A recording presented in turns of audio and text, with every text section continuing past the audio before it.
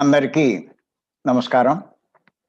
కార్యక్రమం ప్రారంభించే ముందు గురువుగారు, పత్రి గారికి కూడా ఒక్కసారి మనం ధన్యవాదాలు చెప్పుకుంటూ కార్యక్రమం ప్రారంభిద్దాం. ఈరోజు మనం చెప్పుకునే టాపిక్ ఏంటంటే, పత్రిజీ గారు చెప్పినటువంటి జ్ఞాన సందేశాలు. ఆయన ద్వారా మనం ఎన్నో విషయాలు మనం తెలుసుకున్నాం. ఎంతో జ్ఞానాన్ని మనం పొందుతున్నాం.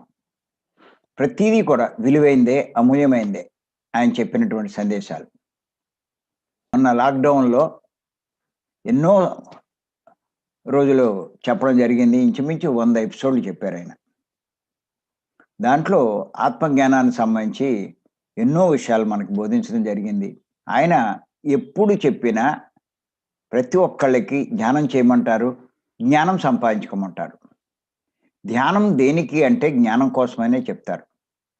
అటువంటి ఆత్మజ్ఞానం మనం సంపాదించుకోవడానికి మరి పత్రి గారు మనకి 4 ఆధ్యాత్మిక త్రిరత్నాలతో పాటు ఇంకొక రత్నాన్ని కూడా మనకిచ్చారు. ఏమిటి ఆధ్యాత్మిక త్రిరత్నాలంటే ధ్యాన సాధన, జ్ఞానానికి సంబంధించినటువంటి పుస్తకాలు చదవడం, ఇటువంటి ఆత్మజ్ఞానులతో సాంగత్యం చేయడం. దాంతో పాటు ఆత్మ సేవలు కూడా మనకి ఆయన ఇవ్వడం జరిగింది. ఎవరైతే వీటిని చేస్తూ ఉంటారో ఖచ్చితంగా వారికి తెలియకుండానే ఎంతో జ్ఞానం వాళ్ళలో వారు పెంచుకోగలుగుతారు. అంచేత ఏమిటి అంటే ఇటువంటి ఆత్మజ్ఞానాన్ని మనం చేస్తూ ఎన్నాళ్ళు ఇప్పుడు ఇంచుమించు 10 ఏళ్ళు కాదు, 15 ఏళ్ళు, 20 ఏళ్ళ నుంచి ఇందులో ఉన్నవాళ్ళు ఉన్నారు. ఎంతో దీక్షగా చేసేవాళ్ళు కూడా ఎంతోమంది ఉన్నారు. మరి ఇలా చేస్తూ ఉంటే ఖచ్చితంగా జ్ఞానం పెరుగుతుంది, పెరగకుండా ఉండదు. మరి మనలో జ్ఞానం పెరిగిందా లేదా అన్నది మనకు తెలియాలి అంటే ఎలా తెలుస్తుంది? ఎలా తెలుస్తుందంటే అయ్యే పత్రి గారు మనకిచ్చారు. ఈ ఎపిసోడ్‌లో కూడా మరికొన్ని విషయాలు మనం చెప్పుకుందాం. ఇంతకుముందు ఎపిసోడ్‌లో చాలా విషయాలు చెప్పుకున్నాం. ఇప్పుడు మరికొన్ని విషయాలు మనం చెప్పుకుందాం. ఆయన చెప్పినటువంటి సందేశం ఏంటి అంటే, ఆత్మజ్ఞాని అవసరం అయినప్పుడే మాట్లాడతాడు. పనికి మాలిన కబుర్లు చెప్పడు. ఊసుపోని కబుర్లు చెప్పడు. ఇది పత్రి గారు మనకిచ్చినటువంటి సందేశం. ఇంకొక సందేశం. ఆత్మజ్ఞాని అవసరమైనప్పుడే మాట్లాడతాడు. పనికి మాలిన కబుర్లు చెప్పడు. ఊసుపోని కబుర్లు చెప్పడు. అదే ఆయన ఇచ్చిన సందేశం. అంచేత మరి పత్రి గారు చాలా గొప్ప విషయం మనకిచ్చారు. ఆయన వాక్క్షేత్రం అని 2 పుస్తకాలు రాశారు. అంటే వాక్కు యొక్క గొప్పతనాన్ని ఆయన వివరించడం జరిగింది ఆ పుస్తకంలో. ఆయన ఏమంటారంటే, మనం మాట్లాడే మాటలు కూడా కర్మల కిందే వస్తాయని చెప్పారు. సాధారణంగా కర్మలు అంటే మనం చేసే చేతలు అనుకుంటాం. ఆళ్ళని కొట్టడము, ఈళ్ళని కొట్టడము, లేకపోతే ఇయన్నీ ఈ కర్మల కింద లెక్కేస్తాం. కానీ కర్మలే కాదు, మన మాటలు కూడా కర్మలే అని చెప్తారు. అంచేత కర్మల విషయంలో చాలా జాగ్రత్తగా ఉండాలంటారు. అక్కర్లేనిది మాట్లాడొద్దంటారు. అవసరం లేకపోతే మౌనంలో ఉండంటారు. మనం ఎంత మౌనంలో ఉంటే మనకంత మంచి జరుగుతుందని చెప్తారు. ఇంచేతంటే మన నోటి నుంచి వెలువడిన ప్రతి మాట మన ఖాతాలో రికార్డ్ అయిపోతుంది. అందుకే ఆయన ఏమంటారంటే, నీ నోటి మాటే నీ నుదిటి వ్రాత అంటారు. నువ్వు అపస్వరాలు మాట్లాడితే నీ నోట్లోంచి అపస్వరాలు, బూతులు కానీ, తిట్లు కానీ, లేకపోతే ఇంకా ఏదైనా అబద్ధాలు కానీ, లేకపోతే విమర్శలు కానీ, ఇటువంటి ఏవి వచ్చినా సరే అవి సృష్టి విరుద్ధంగా ఉంటే గనక నీ ఖాతాలో పడి దాని ఫలితం తర్వాత దుఃఖం రూపంలో మనం అనుభవించాల్సొస్తుంది. అంచేత అటువంటి మాటలు మాట్లాడొద్దు అని పత్రి గారు చెప్తూ ఉంటారు. ఇంచేతంటే మనం అజ్ఞానంలో ఉన్నప్పుడు మాట్లాడితే అయన్నీ అపస్వరాలే ఉంటాయి. మన జ్ఞానం పొందినప్పుడు మనం అలాంటివి మాట్లాడాలన్నా కూడా మాట్లాడం. మౌనం పాటిస్తాం. ఎప్పుడు నోరు తెరుస్తాము అంటే 10 మందికి ఉపయోగపడే విషయాలు ఉన్నప్పుడే నోరు తెరుస్తాం. వాళ్ళకి జ్ఞానం బోధించాలనుకున్నప్పుడు, జ్ఞానం చెప్పాలనుకున్నప్పుడు అప్పుడే నోరు తెరుస్తాం. అక్కర్లేనప్పుడు మనం నోరు ఉపయోగించం. ఆ విషయమే పత్రి గారు చెప్తున్నారు ఇప్పుడు. ఆత్మజ్ఞాని అవసరమైనప్పుడే మాట్లాడతాడు. ఆయన అంటారు, మితంగా మాట్లాడమంటాడు. సరళంగా మాట్లాడమంటాడు. ఎవరిని విమర్శించొద్దంటారు. ఎవరి గురించి నిర్ణయాలు చేయొద్దంటారు. నో కామెంట్, నో జడ్జిమెంట్ అంటారు. పరుషమైన మాటలు మాట్లాడొద్దంటారు. అనవసరంగా నోరు ఉపయోగించొద్దంటారు. ఇలాగా వాక్కు గురించి ఎన్నో విషయాలైన బోధించడం జరిగింది. వాక్ యొక్క మాటల యొక్క గొప్పతనం ఎంతో మనకు అర్థమవుతుంది. ఆ వాక్క్షేత్రం అనే పుస్తకం చదివితే మనకివ్వబడినటువంటి ఈ వాక్ శక్తి ఎంత గొప్పదో మనకు అర్థమవుతుంది. చేత ఎన్ని మనకివ్వబడినటువంటి గొప్ప శక్తులు, గొప్ప సంపద.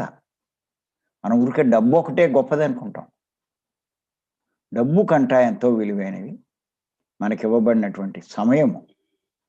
దాంతోపాటు ఈ వాక్కు శక్తి, అలాగే చూసే శక్తి, వినే శక్తి, ఇవన్నీ కూడా మనకివ్వబడినటువంటి అద్భుతమైన శక్తులు. విలువ కట్టలేనివి. ఇవి ఉంటే దీని విలువ మనకు తెలియట్లా. అవి లేనివాడికి తెలుస్తుంది. కళ్ళు లేనివాడికి కళ్ళు యొక్క విలువ తెలుస్తుంది. మాట్లాడలేని వాడికి మాటల యొక్క విలువ తెలుస్తుంది. చెవిటి వాడికి వినికిడి యొక్క విలువ తెలుస్తుంది. పత్రి గారు అంటారు, నీకు ఏది లేకపోతే దాని విలువ తెలుస్తుందని. అది ఎంత గొప్పదో అప్పుడు అర్థమవుతుంది. నీకు ఇప్పుడే ఉన్నప్పుడేం అర్థమవుతుంది. ఆలోచించండి. మిమ్మల్ని ఎవరినైనా సరే ఓ 10 లక్షలు ఇస్తాము, మీ కళ్ళు ఇస్తారా అంటే 2 కళ్ళు ఇవ్వనంటారు. 50 లక్షలు ఇస్తాము, ఇస్తారా అంటే ఇవ్వనంటారు. పోలే ₹1,00,00,000 ఇస్తాము, నీ కళ్ళు ఇస్తావా అంటే ఇవ్వనంటారు. ఎందుకు ఇవ్వనంటారు? అవి లేకపోతే ఇంకెందుకు జీవితం?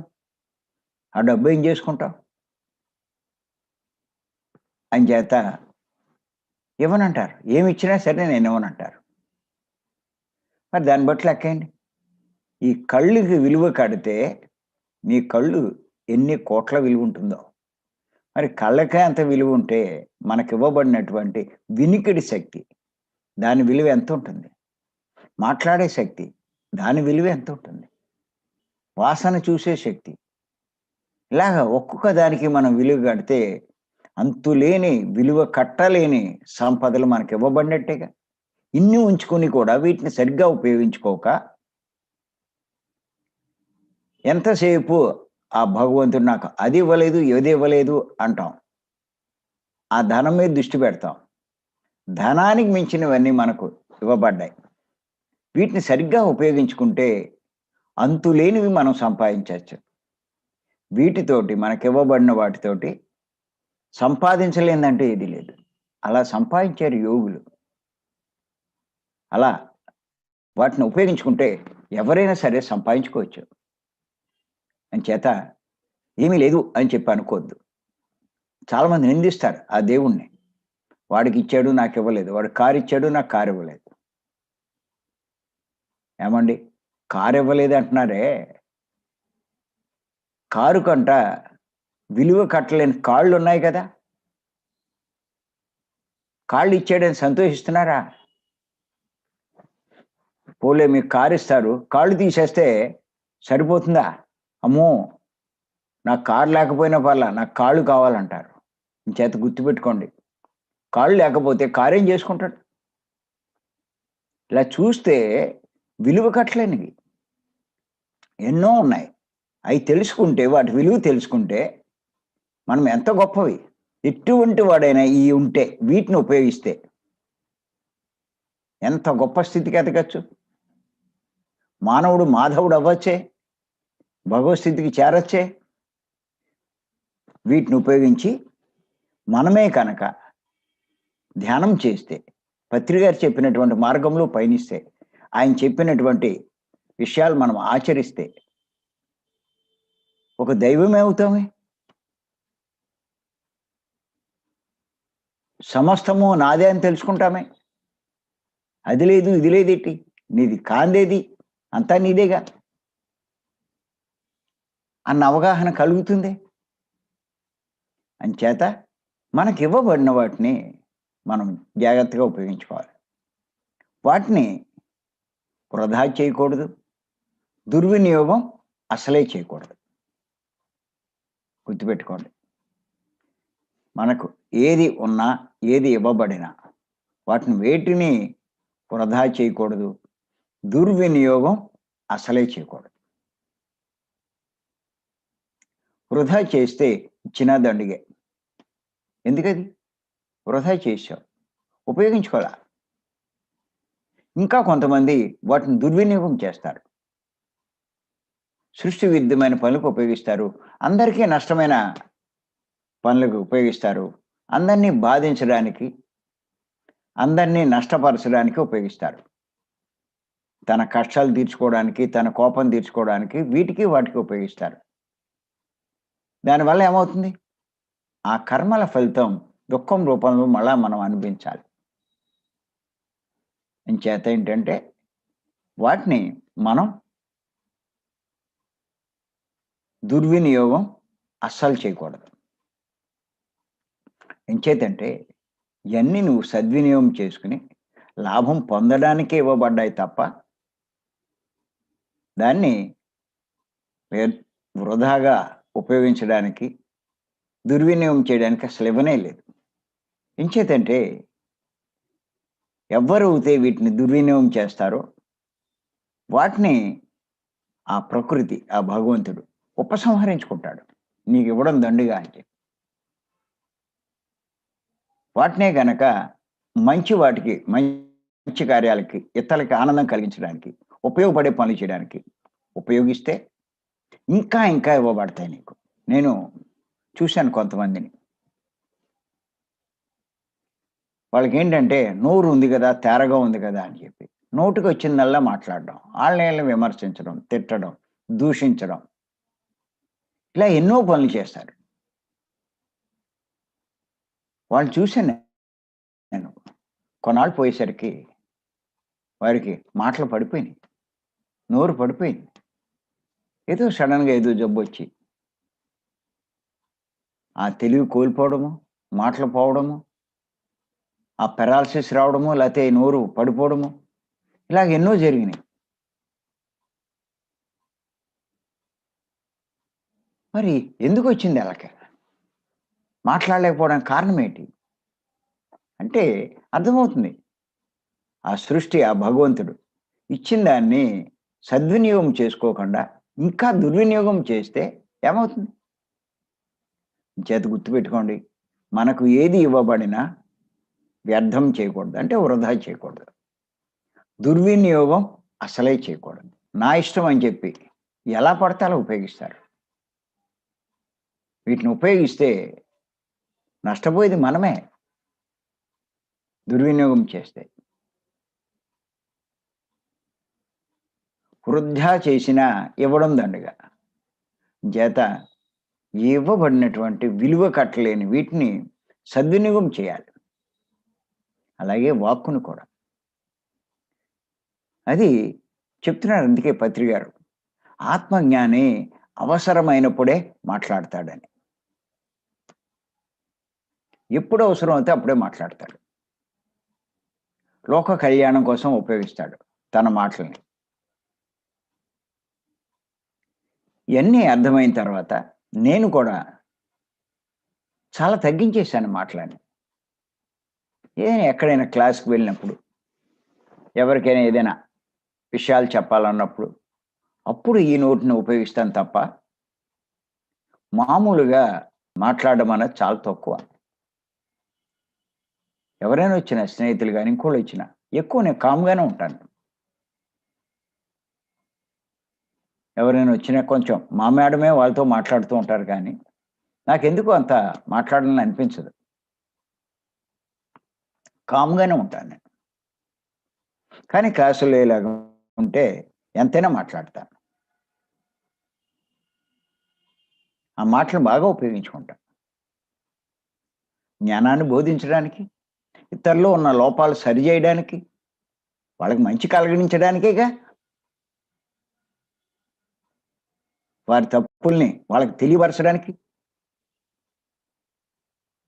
ఈ నోటిని ఉపయోగిస్తా. సదుద్దేశమే ఇది. అందులో దురుద్దేశం ఏమీ లేదు. చాలామంది గట్టిగా మాట్లాడతారు అనుకుంటారు.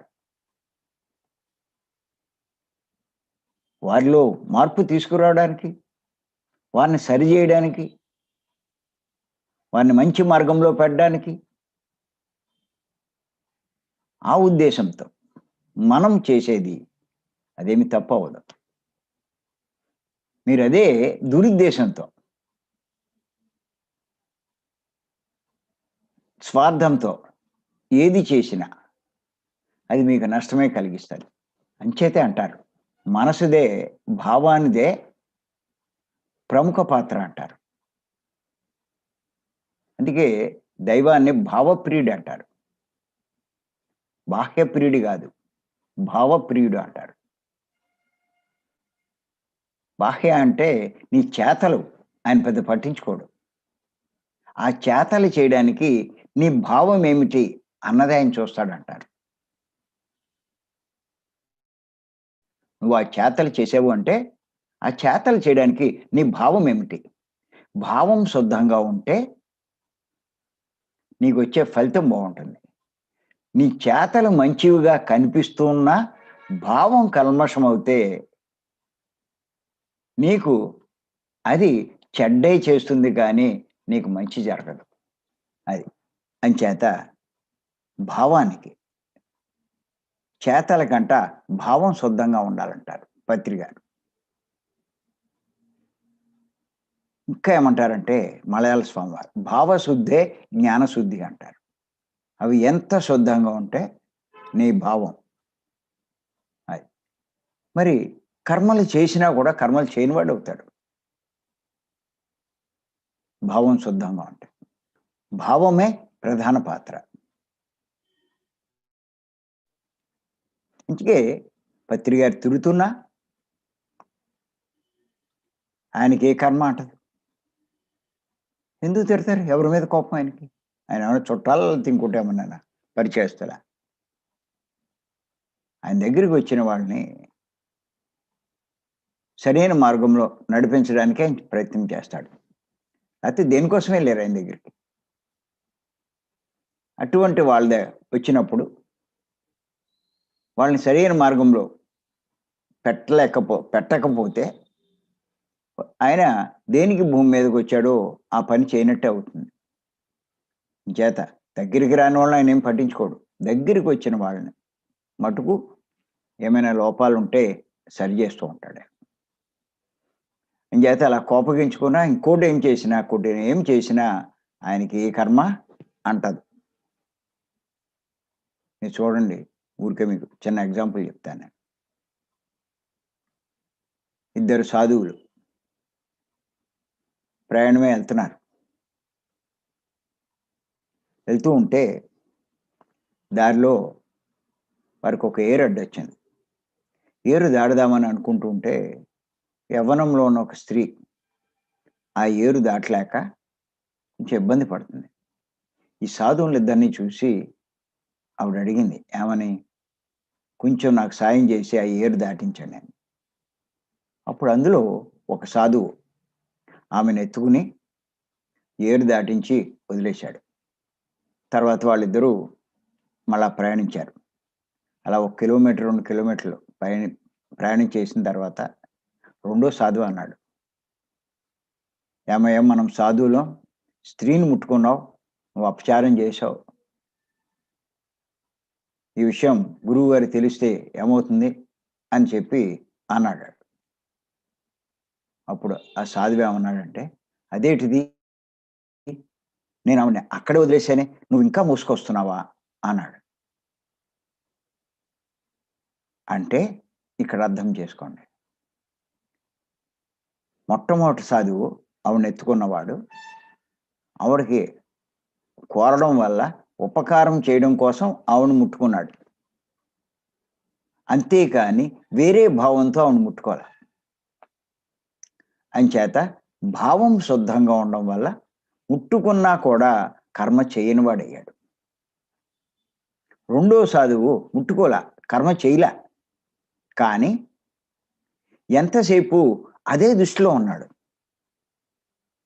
అంచేత కర్మ చెయ్యకపోయినా ఈయన కర్మ చేసిన వాడయ్యాడు. అంచేత ఇక్కడ చేసే పని కాదు, భావం ప్రధానం అన్నది గుర్తుపెట్టుకోండి. అలాగే చాలామంది మా పని వాళ్ళకి మేము అది ఇస్తాము ఇది ఇస్తామని. నిజంగా ఇస్తారు అంటే వాళ్ళు వీళ్ళతో పాటు సమానంగా వాళ్ళని చూస్తే ఆ ఇచ్చిన ఫలితం ఉంటుంది. కానీ ఏమిస్తారు? వాళ్ళు తినగా మిగిలిపోయినవి, వాసన వచ్చినవి, పడేసేవన్నీ వాళ్ళకి ఇస్తూ ఉంటారు. ఇచ్చేయమనుకుంటారు. కానీ అది పనికిరాని ఇవ్వడం వల్ల వాళ్ళు తినే దాంట్లో వాళ్ళు ఏదైనా కొంత పెడితే అది ఇచ్చినట్టు. వాళ్ళు చిరిగిపోయి పడేద్దామనుకున్న చీరలు, బట్టలు ఇస్తూ ఉంటారు. అది ఇచ్చినట్టు కాదు. వాళ్ళతో సమానంగా ఏదైనా బట్టలు ఇస్తే ఆ కొత్త బట్టలు అవి దాని ఫలితం ఉంటుంది. అంచేత ఇక్కడ ఇవ్వడం చూస్తారు, కానీ ఎందుకు అటువంటి ఆ భావం ఏమిటి అలా. అంచేత ఇక్కడ ఏదైనా సరే కొంతమంది తల్లిదండ్రుల్ని ఏదో చాలా ప్రేమగా చూసినట్టు చూస్తారు, కానీ అసలు వారి ఉద్దేశం ఏంటంటే ఆ తల్లిదండ్రుల ద్వారా వాళ్ళకి రావాల్సిన ఆస్తులు, డబ్బు ఏదో ఉంటుంది, దానికోసం వాళ్ళని చూస్తున్నారు, కానీ నిజంగా చూస్తున్నట్టు కాదు. ఇలాగ ఇవన్నీ కూడా నిజమైన ప్రేమ ఉంటే ఇచ్చినా ఇవ్వకపోయినా చూడాలి, అది అసలైన ప్రేమ. ఇలా మనం చూసుకుంటూ పోతే చేసిన కర్మకు ఫలితం ఉండదు, భావాన్ని బట్టే ఉంటుంది. అంచేత ఏమిటి అంటే మరి మనం ఊరికే మాటలు తిరుగుతున్నట్టు కనిపించినా కూడా భావం ఎలాంటిది, ఏ భావంతో, కోపంతోటా లేకపోతే ఇంక దేనితోటి అన్నది చూసుకోవాలి. ఆ ఉద్దేశం మంచిదైనప్పుడు అదేమీ చెడు కర్మ కింద రాదు. ఇలా పత్రి గారు మనకి ఎన్నో సందర్భాల్లో ఆయన ప్రవర్తన చాలా మందికి అర్థం కాదు, కానీ చూస్తే మనకు తెలుస్తుంది. చేత ఇక్కడ ఏమిటి అంటే ఏది ఏమైనా ఆత్మజ్ఞానం అన్నవాడు మాటలు చాలా జాగ్రత్తగా ఉపయోగిస్తాడు, అవసరమైనప్పుడే మాట్లాడతాడు. పనికి మాలిన కబుర్లు చెప్పడం, పనికి మాలినటువంటి కబుర్లు చెప్పడం. ఎంతసేపు మరి అవసరమైనవే చేస్తూ ఉంటాడు, మాట్లాడుతూ ఉంటాడు. మరి నా విషయంలో కూడా అదే జరుగుతుంది. నేను ఏదైనా సరే ఆ క్లాసుల్లోనూ అక్కడ ఎంతసేపైనా మాట్లాడుతూ ఉంటాను. బయట అంత ఎక్కువ మాట్లాడడానికి ఇష్టపడను నేను. అది ఈ విషయమే చెప్పారు మనకి పత్రి గారు. ఆత్మజ్ఞానం పొందినవాడు అవసరం అయినప్పుడే మాట్లాడతాడు, లేకపోతే మౌనంగా ఉంటాడు. పలికి మాలిన కబుర్లు చెప్పడు, ఊసుపోని కబుర్లు, కాలక్షేపం కోసం పనికిరానివి, అటువంటి మాటలు ఉండవు. మాట్లాడితే ఏదైనా ఉపయోగపడేదే మాట్లాడతాడు. ధ్యానానికి, జ్ఞానానికి సంబంధించిన విషయాలే మాట్లాడతాడు. పనికిరాని కాలక్షేపం మాటలు మాట్లాడు. అంచేత అజ్ఞాని నోటిని ఎలా పడితే అలా ఉపయోగిస్తాడు. జ్ఞాని అలా నోటిని ఉపయోగించడు. మరి మనం కాస్త గమనిస్తే ఇవన్నీ మనకు బాగా అర్థమవుతాయి. అందుకే మీరు చూడండి,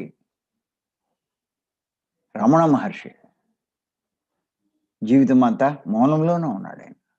అవతార్ మెహర్ బాబా ఆయన మౌనంలోనే ఉన్నారు. గాంధీ గారు ప్రతి నెల మౌనంలో ఉండేవారు. మరి మౌనంలో ఉంటే వారేమి సాధించలేదా? ఎన్నెన్నో గొప్ప విషయాలు, ఎన్నెన్నో గొప్ప సందేశాలు. ఆ మౌనంలోంచే అవతల వాడి సందేహాలు నివృత్తి అయిపోయాయి. వాళ్ళ దగ్గరికి వచ్చి కూర్చుంటేనే.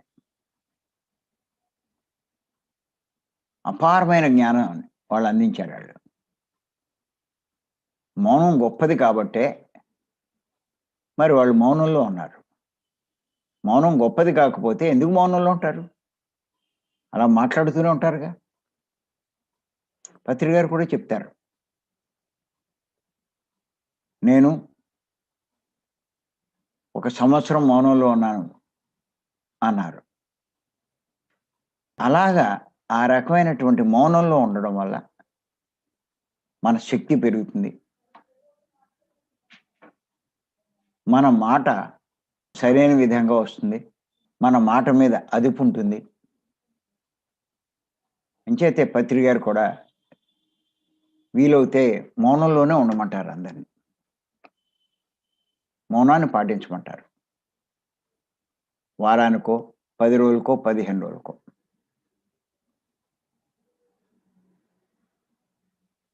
ఇంచేతంటే మన ఆత్మజ్ఞానం పెరిగితే మనకి తెలియకుండానే ఇయన్నీ ఆచరిస్తూ ఉంటాం.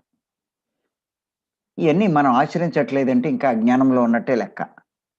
చేత గుర్తుపెట్టుకోండి. మనం జ్ఞానవంతులయ్యామా? లేతే ఇంకా అజ్ఞానంలోనే ఉన్నామా? అని తెలియాలి అంటే మనం చేసే పనులను బట్టి మనకు అర్థమైపోతుంది. ఇయన్నీ మనం పత్రి గారు చెప్పినవన్నీ మనం పాటిస్తూ ఉంటే గనక ఖచ్చితంగా మనం జ్ఞానవంతులమే. ఇవి ఇంకా లేదు అంటే ఇంకా మనం జ్ఞానం పొందలేదు. అజ్ఞానంలోనే ఉన్నాం. అంచేత ఆ స్థాయికి ఎదగడానికి మనం ప్రయత్నం చేయాలి. ఎలా ఎదుగుతాం? అదే ఎన్ని సార్లు చెప్పుకున్నా అయ్యే. ఎవడు చెప్పినా అదే. సాధన, స్వాధ్యాయం, సాంగత్యం, సేవ. 4. ఈ 4 పాటిస్తూ ఉంటే నెమ్మది నెమ్మదిగా, మెల్లి మెల్లిగా ఖచ్చితంగా జీవితంలో ఎదుగుతాం. ఎదగకుండా ఎందుకుంటాం? జ్ఞానం ఎందుకు రాదు? మార్పు ఎందుకు రాదు? హర్షించే విధంగా మనలో మార్పులు జరుగుతాయి. అందరూ హర్షించే విధంగా. అంచేత మరి గుర్తుపెట్టుకోండి. మన మాటల్ని మితంగా మాట్లాడాలి. సరళంగా మాట్లాడాలి. అవసరమైనప్పుడే మాట్లాడాలి. అవసరమైనవే మాట్లాడాలి. పత్రి గారు చెప్పినట్టు ఎవరిని విమర్శించకూడదు. ఎవరి గురించి నిర్ణయాలు చేయకూడదు. ఆ స్థాయికి మనం ఎదగాలి. అలా ఎదిగాము అంటే జ్ఞానం ఉన్నట్టే మనకి. జ్ఞానం సంపాదించుకున్నట్టే. చాలామంది అనుకుంటూ ఉంటారు. మరి ఇయన్నీ చేస్తున్నాను, ఇన్ని సంవత్సరాల నుంచి ఈ మార్గంలో ఉన్నాను. నాకు కొద్దిగానే జ్ఞానం వచ్చిందా లేదా? అనేటువంటి విషయం చాలామంది అనుకుంటూ ఉంటారు. ఏమి అక్కర్లా, మీకు జ్ఞానం ఉందా లేదా? మరి పత్రి గారు చెప్పే విషయాలన్నీ మనం కనుక ఆచరించగలుగుతూ ఉంటే జ్ఞానం పొందినట్టే లెక్క. నేను ఇంతకుముందు వశిష్ఠుల వారు బోధించినటువంటి యోగ వాసిష్టంలోని విషయాలు ఎన్నో చెప్పాను నేను. చాలా ఎపిసోడ్‌లో చెప్పాను. ఆత్మజ్ఞాని యొక్క లక్షణాలు. మాణిక్యేశ్వరి మాత ఆవిడకి చెప్పాను. ముమ్మడివరం బాలయోగి ఆయన చెప్పినటువంటి విషయాలు కూడా నేను చెప్పడం జరిగింది. అలాగే ఇప్పుడు పత్రి గారి నుంచి కూడా తెలుసుకుంటున్నాం ఎన్నో విషయాలు. ఇన్ని రకాలుగా మనల్ని మనం పరీక్షించుకోవాలి. పరీక్షించుకుంటే మనం ఏ స్థాయిలో ఉన్నామో అర్థమవుతుంది. అద్భుతమైన ఆధ్యాత్మిక మార్గంలోకి వచ్చాం. ఈ మార్గంలో వచ్చిన కాడ ఉండకూడదు. ఎదగాలి. మీరు ఏ రకమైన ధ్యానం చేయండి, ఏం చేయండి, మార్పులు వచ్చినాయా లేదా? అది. ఇక్కడ ఒకటే చెప్తున్నాను నేను. మనకి అనుభవాలు ముఖ్యం కాదు. నువ్వు మూడో కన్ను తెరుచుకుందా? సూక్ష్మ శరీరానం చేశారా? కొంతమంది మేము గత జన్మలన్నీ చూసుకున్నాం, ఎంతో ఎదిగిపోయామంటారు. ఏమి చూసుకున్నా, ఏం చేసినా ఎదిగినట్టు కాదు. మీలో, మీ ప్రవర్తనలో మార్పులు రావాలి. ఎలాంటి మార్పులు రావాలి? ఆత్మజ్ఞానికి ఉండేటువంటి లక్షణాలు మీలో ఉండాలి. ఆ రకమైన మార్పులు మీలో వస్తే మీరు ధ్యానంలో, ఆధ్యాత్మిక మార్గంలో ఎదిగినట్టు. చాలా మంది నా థర్డ్ ఐ యాక్టివేట్ అయిపోయిందంటారు. ఏముంది, ఓ చెట్టో పుట్టో కనిపిస్తే యాక్టివేట్ అయిపోయినట్ట. వీరబ్రహ్మేందర్ స్వామిలాగా మరి 700 సంవత్సరాలు ఎదరకి చూశాడాయన. 700 సంవత్సరాలు వెనక్కి చూశాడు. అలా చూడగలగాలి. 100 సంవత్సరాలు అక్కల్లా, ఒక ఏడాది తర్వాత జరగబోయేది మీరేమైనా చెప్పగలిగితే మీ థర్డ్ ఐ బాగా యాక్టివేట్ అయినట్టు. ఎక్కడ చెప్పగలరు? ఆ స్థాయి ఎవరికుంది? అసమర్షియటే ఆ స్థాయికి రావడం అంటే. జ్ఞాన స్థితికి రావడం అంటే అసమర్షయ. ఇంకా కొంతమంది మేము గత జన్మలు చూసామంటారు. ఏం చూస్తారు గత జన్మలు? వాళ్ళు 5 జన్మలు చూశారు, 10 జన్మలు. చూడడం అంటే ఏంటి? వీళ్ళు చెప్పేది నేను ఫలానా, ఫలానా అని తెలుసుకున్నాను. అదా చూడడం. సినిమా రీల్‌లా చూడగలగాలి. ఒక సినిమా చూస్తుంటే ఎలా ఉంటుందో, మీ గత జన్మంతా చిన్ననాటి నుంచి చనిపోయే వరకు ఒక సినిమాగా మీరు చూడగలిగితే అప్పుడు మీరు గత జన్మలు చూసినట్టు. అంతేగాని ఏదో నేను కోయివాడినో, లేతే నేను స్త్రీనో, లేతే ఓ బంటునో, లేతే ఓ పేదవాడినో, లేతే ముష్టివాడినో, ఇలాగ ఏదో ఒకటి తెలిసినంత మాత్రాన మీ గత జన్మ చూసినట్టు కాదు. అంచేత గుర్తుపెట్టుకోండి. ఇటువంటియన్నీ మనకేమి ఉపయోగం లేదు. ఏం చేస్తారు? గత జన్మ ఫలానా అని తెలుసుకున్నారు. నేను రైతు, లేతే నేను కూలివాడిని, లేతే నేను ఒక మాలవాడిని, లేతే నేను బ్రాహ్మణుడిని. ఇలాగ ఏదో తెలుసుకుంటే మటుకు ఏంటి ఉపయోగం మీకు? బుద్ధుడు ఆయన ఎన్‌లైటన్‌మెంట్ అయ్యాక అన్నీ చూసుకున్నాడు. మొదటి జాములో తన గతమంతా చూసుకున్నాడు. రెండో జాముకొచ్చేసరికి అందరి గతాన్ని చూడగలిగాడాయన. అందరి జన్మలు చూడగలిగాడు. మూడో జాము వచ్చేసరికి సమస్త సృష్టి గురించి తెలుసుకున్నాడాయన.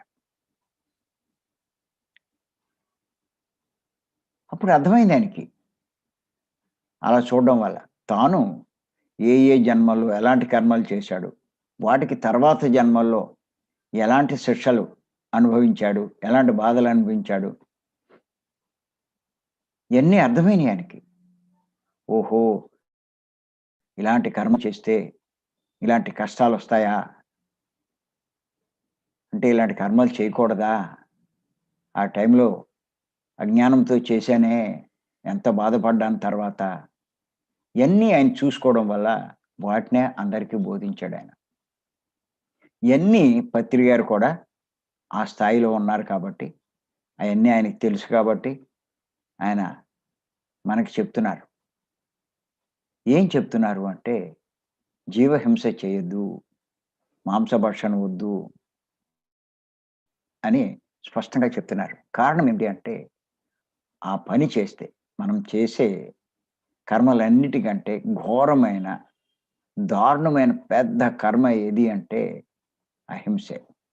అందుకే హింస. అందుకే హింస గొప్ప అధర్మం. అహింస ధర్మః అంటారు. అహింసే గొప్ప ధర్మమైనప్పుడు, హింసే గొప్ప అధర్మం అవుతుంది. హింస చేయొద్దంటారు పత్రి గారు. నువ్వు దాన్ని సరిజేసుకో ముందు. అది సరి చేసుకోకపోతే నీ లైఫ్ వేస్ట్ అంటారు. ఇంకే పని చేసినా అవన్నీ వదిలేయి. ముందు నువ్వు హింస మానేయి. జీవితంలో హింస మాని. ఎంచేతంటే ఆయన అయన్నీ తెలుసు ఆయనకి. అందరి జన్మలు ఆయనకి తెలుసు.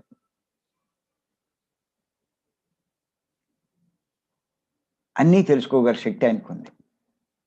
ఈ మధ్య ఒకసారి మనకి చెప్పారాయన. 7, 8 మాసాల క్రితం. ఒక కాన్సెప్ట్ చెప్తూ గాంధీ గారి గురించి చెప్పారు.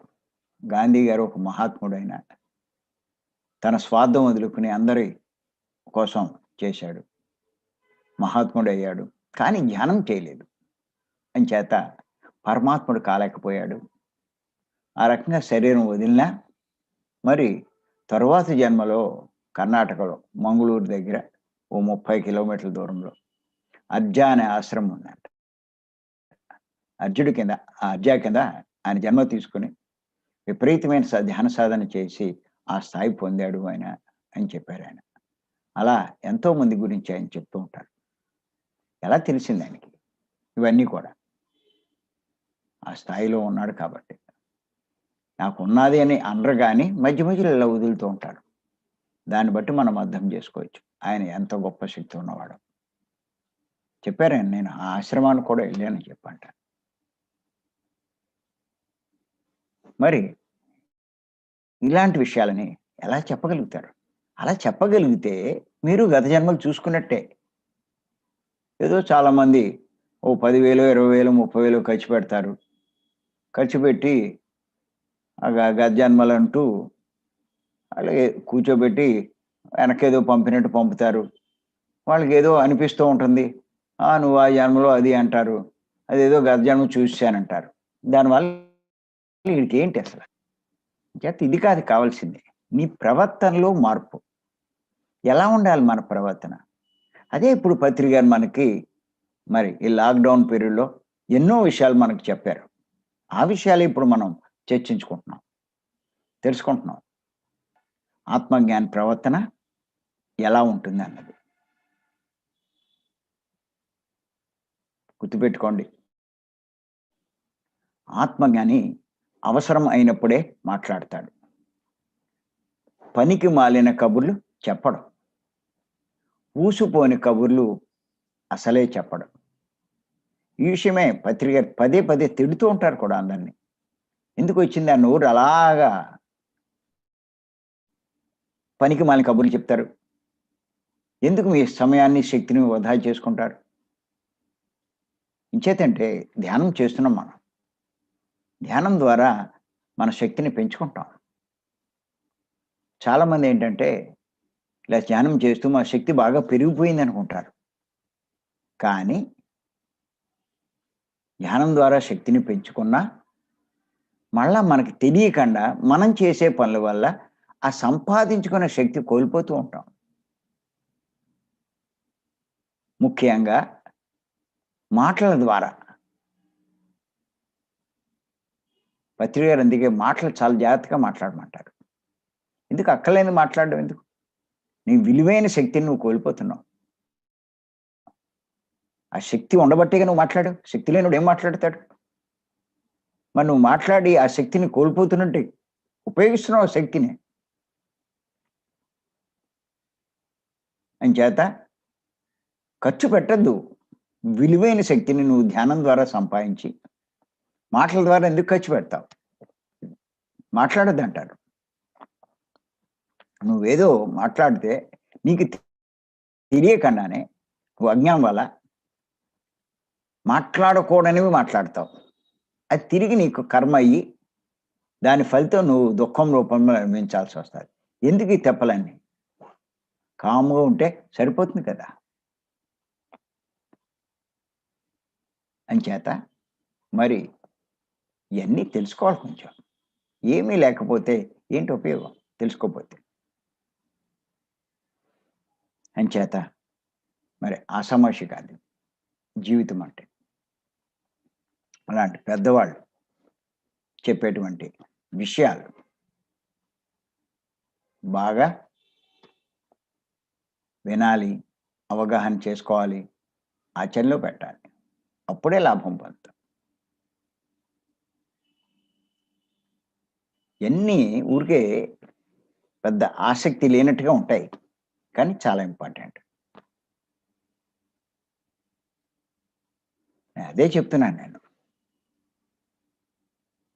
అనుభవాల మీద దృష్టి పెడుతున్నారు కానీ, మీ ప్రవర్తన మీద ఎందుకు దృష్టి పెట్టరు? అది నేననేది. ఈ రకంగా మీ ప్రవర్తన ఉందా లేదా? పత్రి గారు చెప్పే ఈ విషయాలు, ఆ రకంగా మనం మారామా లేదా? అది ముఖ్యం. ఏం చేసుకుంటారు అనుభవాలు?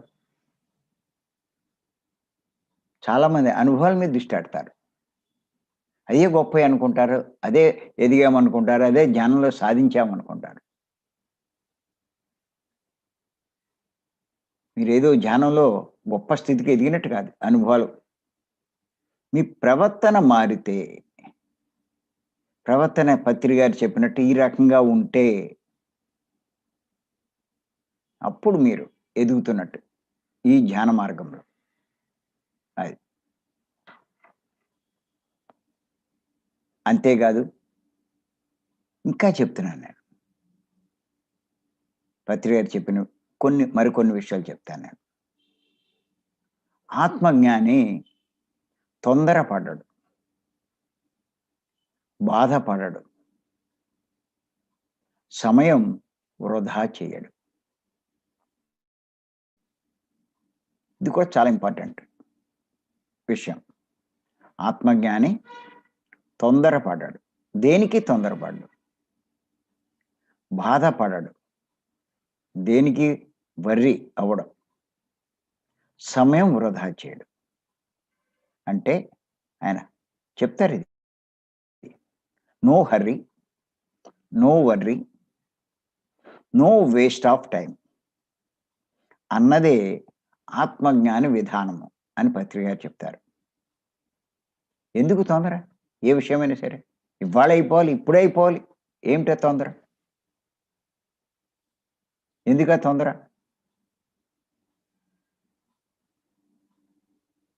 ఏదైనా సరే అవ్వాల్సిన టైంలో అవుతుంది. ఎప్పుడు అవ్వాలి అది అవుతుంది. నువ్వెందుకు తొందరపడ్డావు? తొందరపడద్దు అంటారు. నిదానమే ప్రధానం అంటారు కదా. నువ్వు ఇప్పుడే ధ్యానం మొదలెట్టావు, అప్పుడే అన్నీ ఎలా వచ్చేస్తాయి నీకు? కళ్ళు మూసుకోగానే అదో చేయాలి, ఇదో చేయాలి. మనం చేసింది ఎంత, మనం సాధించింది ఎంత? నా జీవితం బాగోలేదండి, ఎప్పటి నుంచో చేస్తున్నా. నువ్వు ఎంతో చేసిన కర్మలు ఎన్నున్నాయి,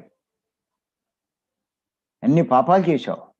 జీవితం అప్పుడే ఎలా బాగుంటుంది? ఇప్పుడేగా మొదలెట్టావు. చెయ్యి, తీవ్రంగా చెయ్యి. సాధన తీవ్రంగా చేస్తే రావాల్సిన టైంలో వస్తుంది. అలాగే ఏదైనా సరే, ఓ కష్టం వచ్చినా, ఓ నష్టం జరిగినా బాధపడకు.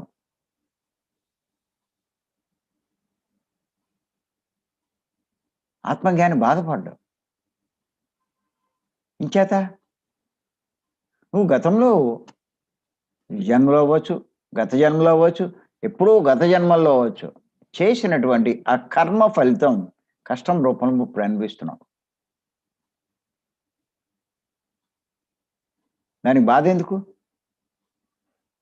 నువ్వు మరి బాధపడేవాడైతే ఆ కర్మే చేయకుండా ఉండాలిగా. అప్పుడు చేసేసావు, ఇప్పుడు బాధపడితే ఎలాగా? నాకు ఇలాగయింది, అలా వచ్చింది, అంత కష్టం వచ్చింది, ఈ నష్టం వచ్చింది, నేను ఇప్పుడు బాధపడితే ఎలా? నువ్వు నిజంగా అంత బాధపడేవాడైతే అది ఎందుకు చెయ్యవు? ఎందుకు చేసావు? మాంసం తినద్దు అంటే ఇప్పుడు ఎవడంటున్నాడు? తినకపోతే ఎలాగంటారు? దాని ఫలితం అనుభవించేటప్పుడు బాధపడతాడు. చెప్తే అనలేదు, ఇప్పుడు బాధపడతాడు. అంచేత ఆత్మజ్ఞాని దానికి బాధపడ్డు. ఏ కష్టం వచ్చినా, ఏ నష్టం వచ్చినా, ఏ రోగం వచ్చినా, ఏ సమస్య వచ్చినా, ఏ గొడవ జరిగినా, ఏ సంసారంలో ఏ ఇబ్బందులు వచ్చినా బాధపడ్డు. కొంతమంది ఆ బాధ తట్టుకోలేక ఆత్మహత్యలు చేసుకుంటారు. ఇంకా మరీ దారుణం అది. చేశావు, బాకీ పడ్డావు, బాకీ తీర్చుకుంటున్నావు. ఒక కష్టం వచ్చింది అంటే నీ బాకీ తీరిపోతుందండి. సంతోషించు. బాకీ తీరుతున్నందుకు సంతోషించాలి. అప్పు తీరిపోతుంటే నువ్వు సంతోషించవా? ఎవడైనా ఏడుత్తాడా అప్పు తీరుతుంటే? అప్పు చేస్తూ ఉంటే బాధపడాలి. అప్పు చేస్తున్నప్పుడు బాధపడాలి. అప్పు తీరుతుంటే ఎందుకు బాధ? నువ్వు ఆ కర్మ చేస్తుంటే, ఆ హింస చేస్తుంటే బాధపడు. ఆ కర్మ అనుభవిస్తూ ఉంటే, ఆ బాకీ తీరిపోతూ ఉంటే నీకెందుకు బాధ? అంచేత ఇది ఆత్మజ్ఞానికి తెలుసు. ఏం జరిగినా బాధపడ్డు. రమణ మహర్షులు వారు క్యాన్సర్ వేస్తే బాధపడ్డాడా? ఏడుస్తూ కూర్చున్నాడా? నాకేంటి ఇలాగైపోయింది? ఇంత సాధన చేశాను, ఇంత స్థాయిలో ఉన్నానే, నాకిలా జరిగిందే అనేమి ఏడవలేదు కూర్చుని. ఏం బాధపడలా. ఎవరైనా వచ్చి ఏదైనా అంటే దాని గొడవ నీకెందుకు? నువ్వు దేనికొచ్చావో చెప్పు. నీకేం కావాలో చెప్పు. ఇది చెప్పేవారు గానీ, ఇంకంతకన్నా ఇంకేం చెప్పలేదని. అంచేత ఆత్మజ్ఞాని దేనికి తొందరపడడు. బాధపడడు. సమయాన్ని వృధా చేయడు. మీ టైంని వేస్ట్ చేయకండి. వృధా చేయకండి. ఎందుకు పనికి రాకుండా చేసుకోకండి. నేను స్టార్టింగ్‌లోనే చెప్పానండి. సమయం ఎంత గొప్పదో, ఎంత విలువైందో ఆషామాషీ కాదు.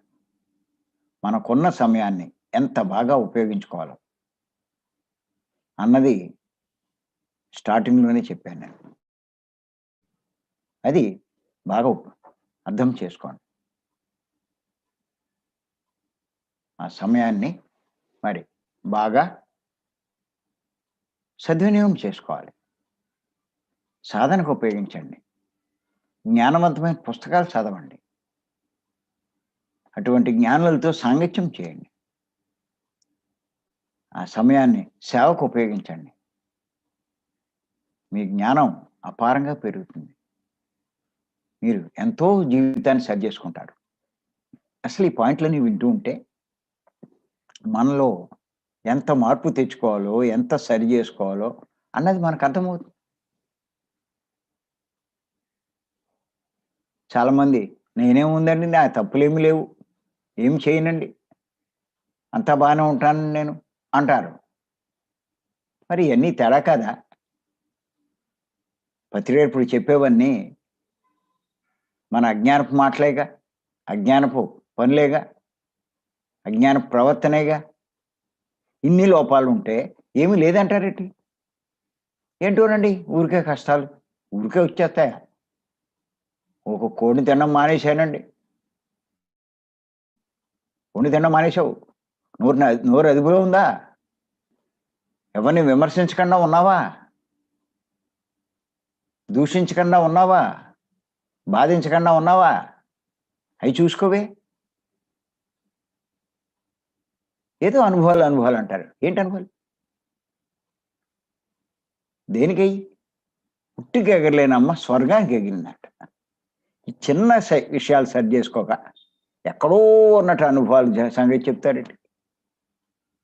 ఈ జన్మలో మీకెక్కడ సాధ్యమవుతుంది? ఆ మూడో కన్ను, గర్జన్మలు ఇయన్నీ అసమస్య. ఊరికే కాసేపు కళ్ళు మూసి కూర్చుంటే అన్నీ కనిపించిపోతే అబ్బో! ఇప్పుడు మన వాళ్ళు చెప్పేటువంటి ఈ అనుభవాలు, ఆ అనుభవాలు ఆంజనేయ స్వామి స్థాయికి ఎదిగితే అక్కడుంటాయి. ఇక్కడ వీళ్ళు ఉన్నదేముంది? కుంభకర్ణుడి స్థాయి. ఏముంటాయి కుంభకర్ణుడు? ఏమాత్రం జ్ఞానం ఉందా? ఇంచేత గుర్తుపెట్టుకోండి. ఆత్మజ్ఞాని తొందరపడడు. బాధపడడు. సమయం వృధా చేయడు. ఇంచేత no hurry, no worry, no waste of time అన్నదే ఆత్మజ్ఞాని విధానము అని పత్రిజీ మనకి మరి చెప్పడం జరిగింది, బోధించడం జరిగింది.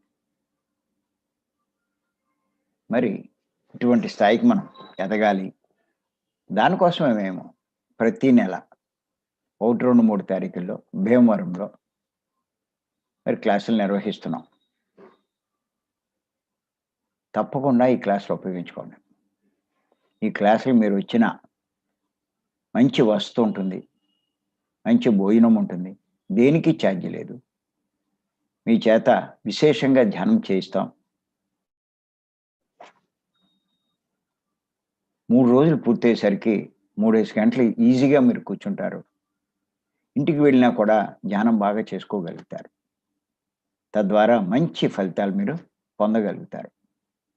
దానికి ఏం ఫీజు గాని ఏమీ లేదు. ఉచితంగా మీరు వచ్చి వెళ్ళడమే.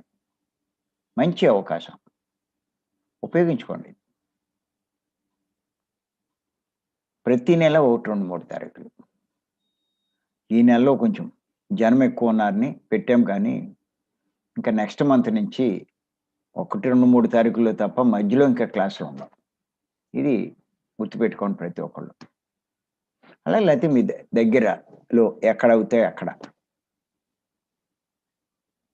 చూసుకోండి. ఎక్కడ వీలవుతే అక్కడికి వెళ్ళొచ్చు. అంచేత మరి ఈ అవకాశాన్ని ప్రతి ఒక్కరూ ఉపయోగించుకోండి. ఆత్మజ్ఞానులు కండి. పత్రి గారు చెప్పినటువంటి మరి మార్గంలో పయనిద్దాం. జ్ఞానులు అవుదాం. ఉండే చెప్తారు. ధ్యానం చెయ్యి, జ్ఞానం సంపాదించు. ఈ జ్ఞానం అన్నది ధ్యానం వల్లే వస్తుంది అని పదే పదే పదే పదే ఆయన మనకి బోధిస్తూ ఉంటాడు. అంచేత ఆయన బోధ ప్రకారం ఈ సాధన మార్గంలో ఎదుగుదాం. ఆయన పుస్తకాలు చదువుదాం. ఏయేయో పుస్తకాలు చదివితే మీకు జ్ఞానం పెరగదండి. ఏయేయో సందేశాలు వింటే కాదండి. పత్రి గారిని పట్టుకోండి. దీంట్లో గురువు గారు ఎవరు అంటే పత్రి గారు. ఆయన్ని వదిలేసి అన్నీ పట్టుకుంటే ఎలాగా? వీళ్ళందరూ ఇంకా ఆయన స్థాయికి ఎదగవలసిన వాళ్ళే. ఎదుగుతున్న వాళ్ళు. ఎదుగుతున్న వాళ్ళని కాదు, ఎదిగిన వాడిని పట్టుకోవాలి. మీరు చాలా తొందరగా ఎదుగుతారు. వీళ్ళ స్థాయికి రావాలంటేనే జన్మలు పడతాయి. పత్రి గారి స్థాయిగా అంటే ఎన్ని జన్మలు పడతాయి మీరు ఆయన పట్టుకోకపోతే. ఆయన్ని పట్టుకుని దీక్షగా మీరు అనుసరించండి. ఈ జన్మలో వీళ్ళనే మీరు దాటేస్తారు. ఎవరినైతే మీరు అనుసరిస్తున్నారో మాస్టర్స్ని మీరు దాటేస్తారు. పత్రి గారిని మీరు పట్టుకుంటే. చేత ఆయన పుస్తకాలు చదవండి. ఆయన సందేశాలు వినండి. ఖచ్చితంగా మీరు లాభం పొందుతారు. అది మేము మార్నింగ్ జూమ్ సెషన్స్ కూడా పెడుతున్నాం. ఎన్నో విషయాలు చెప్తున్నాం. వాటిలో కూడా పార్టిసిపేట్ చేయండి. మా నెంబర్ అది మీకు వస్తూ ఉంటుంది కార్యక్రమాలు. మీరు ఫోన్ చేసి కాంటాక్ట్ చేయొచ్చు. ఒకటే గుర్తుపెట్టుకోండి. ఎందుకు ఆత్మజ్ఞానం అని మీరు అంటారు. నాకు ఇప్పుడు రోగాలు ఉన్నాయి. ఇప్పుడు ఏంటండి ఆత్మజ్ఞానం అంటారు. నాయన ఈ రోగం ఒకటి పోవాలని నువ్వు చూస్తున్నావు కానీ ఇది పోయినా ఇంకోటి వస్తుంది. కానీ నువ్వు జ్ఞానం సంపాదించుకో. రోగమే కాదు ఇంకా నీకు ఎన్నో సమస్యలు ఉన్నాయి. ఏది ఉండదు. అది దుఃఖమే ఉండదు. అజ్ఞానంలో ఉంటేనే దుఃఖం. పత్రి గారు చెప్తారు. నువ్వు జ్ఞానం సంపాదిస్తే దుఃఖమే ఉండదు. చేత దుఃఖం లేని స్థితికి మనం ఎదగడానికే మరి జ్ఞానం సంపాదించాలి. జ్ఞానం కోసమే పత్రి గారిని మనం అనుసరించాలి. అంచేత గుర్తుపెట్టుకోండి. మరి ఈ అవకాశం ఇచ్చి మీ అందరికీ నేను మరొక్కసారి ధన్యవాదాలు చెప్తూ మరి థ్యాంక్ యూ.